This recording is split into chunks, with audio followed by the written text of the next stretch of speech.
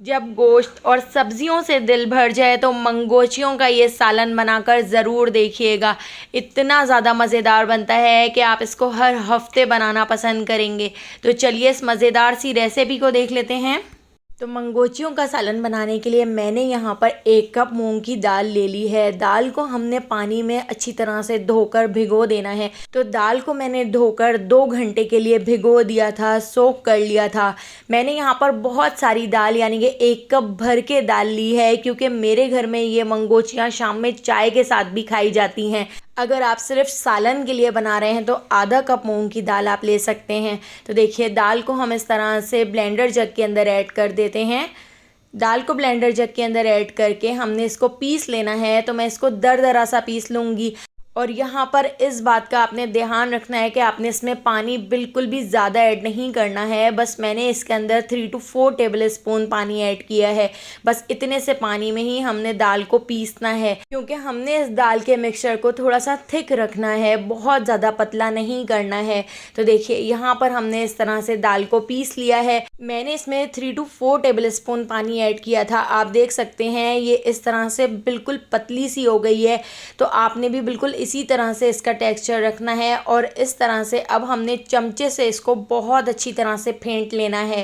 फेंटने से हमारी जो मंगोचियाँ बनकर तैयार होंगी वो बहुत ही स्पंजी बनेंगी।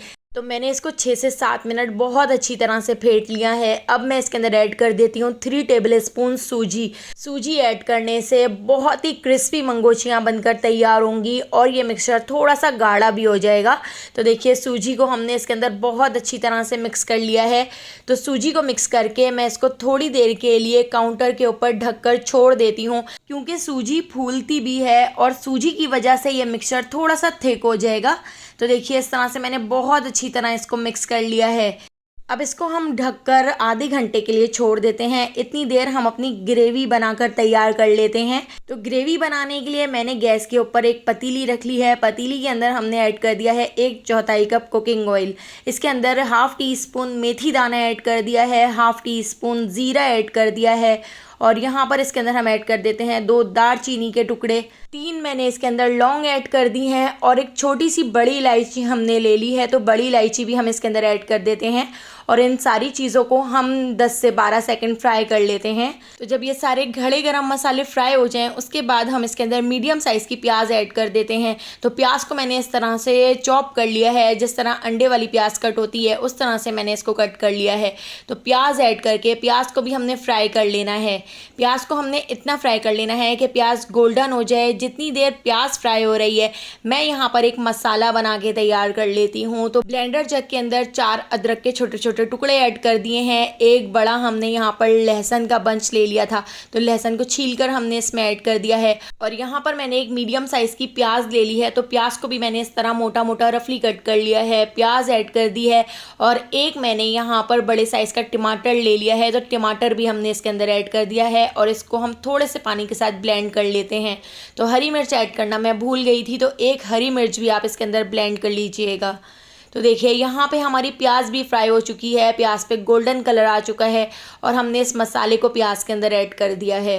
जग को साफ़ करके मैं इसके अंदर थोड़ा सा पानी भी ऐड कर देती हूँ और इस मसाले को हमने बहुत अच्छी तरह से भून लेना है। साथ साथ हम इसमें मसाले भी ऐड कर लेते हैं। तो हाफ़ टी स्पून लाल पिसी हुई मिर्चें ऐड कर दी हैं, हाफ़ टी स्पून हम इसके अंदर ऐड कर देंगे हल्दी पाउडर और 1 टीस्पून मैंने यहाँ पर धनिया पाउडर भी इसके अंदर ऐड कर दिया है। और हाफ़ टी स्पून मैंने इसके अंदर कश्मीरी लाल मिर्च ऐड कर दी है, इससे बहुत ही अच्छा कलर आएगा। और यहाँ पर मैंने मीट मसाला ले लिया है। तो मीट मसाला 1 टेबल स्पून हमने इसके अंदर ऐड कर दिया है। बहुत ही मज़ेदार आपकी ग्रेवी बनकर तैयार होगी। अगर आपके पास मीट मसाला ना हो तो उसकी जगह आप इसके अंदर चिकन मसाला भी ऐड कर सकते हैं।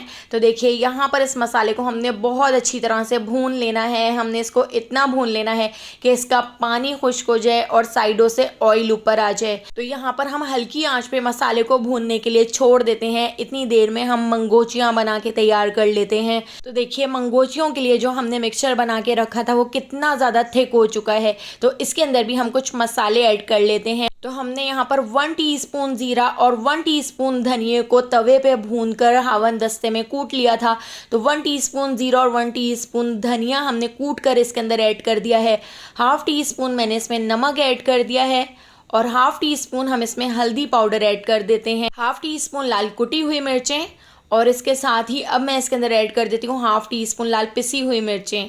एक मीडियम साइज़ की प्याज को हमने इस तरह से चॉप कर लिया था, तो मीडियम साइज़ की प्याज भी हमने इसके अंदर ऐड कर दी है।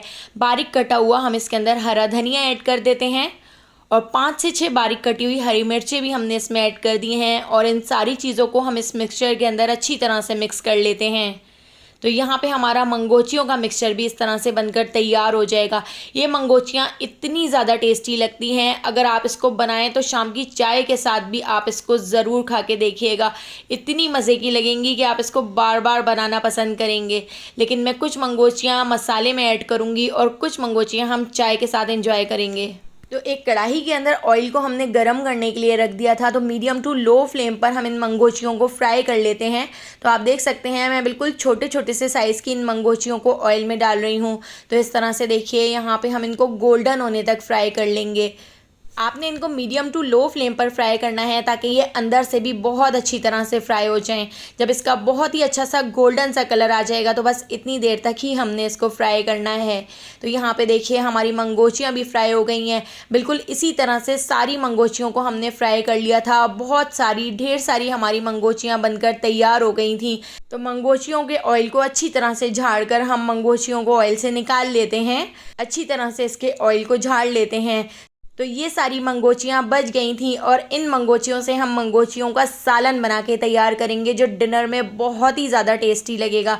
तो देखिए कितनी ज़्यादा ऊपर से क्रिस्पी अंदर से सॉफ्ट मंगोचियाँ बनी हैं। और यहाँ पे हमारा जो मसाला है वो भी बहुत अच्छी तरह से भुन चुका है। इसको भी मैंने दूसरे चूल्हे के ऊपर हल्की आंच पर छोड़ दिया था। अब हम इसके अंदर ऐड कर देते हैं 2.5 गिलास पानी। तो पानी आपने थोड़ा ज़्यादा ही ऐड करना है, क्योंकि जब हम इसमें मंगोचियाँ ऐड करेंगे तो मंगोचियाँ बहुत सारा पानी ऑब्जर्व कर लेती हैं। तो देखिए इस तरह से मैं इसको ढककर 15 मिनट के लिए पका लेती हूँ। तो इस ग्रेवी को हमने 15 मिनट के लिए ढककर पका लिया था। आप देख सकते हैं इसका ऑयल भी ऊपर आ चुका है। अब हम ये सारी मंगोचियाँ इसके अंदर ऐड कर देते हैं। मंगोचियाँ ऐड करके आपने बस इसको हल्का सा इस तरह से मिक्स करना है, बहुत ज़्यादा नहीं पकाना है, वरना इसका सारा पानी मंगोचियाँ जस्ट कर लेंगी। तो बस अब हमने इसके अंदर ऐड कर देना है बारीक कटा हुआ हरा धनिया। हरा धनिया ऐड करके बस 1 मिनट तक हमने इसको और पका लिया है।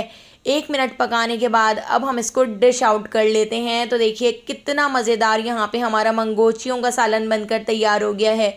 तो अगर आपको ये मज़ेदार सी रेसिपी पसंद आई हो तो लाइक, शेयर और सब्सक्राइब करना बिल्कुल भी मत भूलिएगा, और बेल आइकॉन के नोटिफिकेशन को ज़रूर ऑन कीजिएगा। आने वाली वीडियो तक मुझे दीजिए इजाज़त। अल्लाह हाफ़िज़।